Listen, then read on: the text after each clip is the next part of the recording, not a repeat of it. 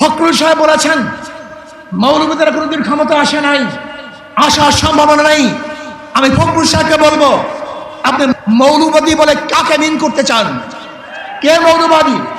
হিন্দু মৌলবাদী, খ্রিস্টান মৌলবাদী, বৌদ্ধ মৌলবাদী, না মুসলিম মৌলবাদী?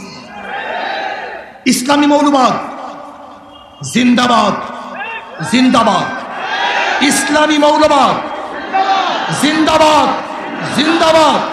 ইসলামী মৌলবাদ জিন্দাবাদ, জিন্দাবাদ।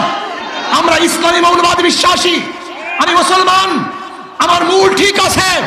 আমি মূলকে বাদ দিয়ে রাজনীতি করতে পারি না। 92% মুসলমানদের দেশে ইসলামী মূল্যবোধকে বাদ দিয়ে, ইসলামী মূল্যবোধকে বাদ দিয়ে কেউ কোনোদিন রাজনীতি করতে পারে নাই, পারবে না ইনশাআল্লাহ। কাজী আপনি যে স্বপ্ন দেখেছেন মৌলবাদীরা ক্ষমতা আসবে না, আসে নাই, সম্ভাবনা নাই।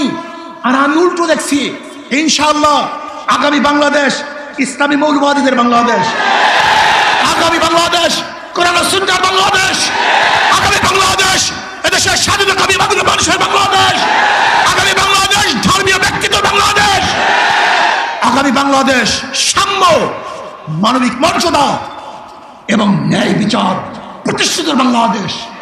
আগামী বাংলাদেশ হবে বৈষম্য বিরোধী বাংলাদেশ।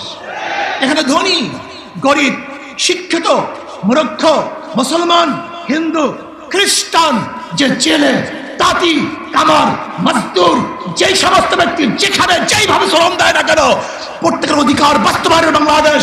এখানে পুরুষদের অধিকার বাস্তবায়নের বাংলাদেশ। এখানে থাকবে মহিলাদের অধিকার, এখানে থাকবে ছাত্রদের অধিকার, এখানে থাকবে শ্রমিকদের অধিকার, এখানে থাকবে মেতর, কামার, ঋষি এবং তাঁতিদের অধিকার। এই বাংলাদেশ সবার বাংলাদেশ।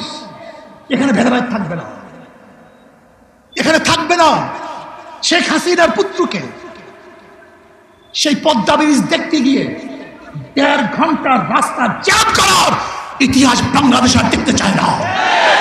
এখানে কোন প্রাইম মিনিস্টারের জন্য, কোন মন্ত্রীদের জন্য, বর্তমান উপদেষ্টা প্রধানের জন্য রাস্তা বন্ধ থাকবে, জনগণ কষ্ট করবে, এই বাংলাদেশ আমরা দেখতে চাই না।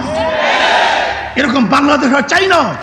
এখানে কে উপদেষ্টা, কে প্রাইম মিনিস্টার, কে প্রেসিডেন্ট, সবার জন্য রাস্তা সমান, সবার জন্য অধিকার সমান না।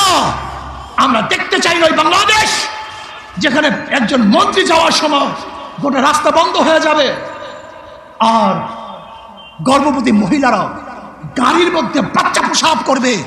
এই বাংলাদেশ আমরা দেখতে চাই না।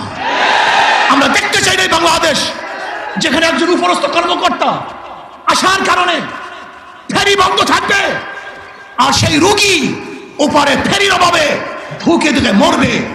এই বাংলাদেশ আর দেখতে চাই না।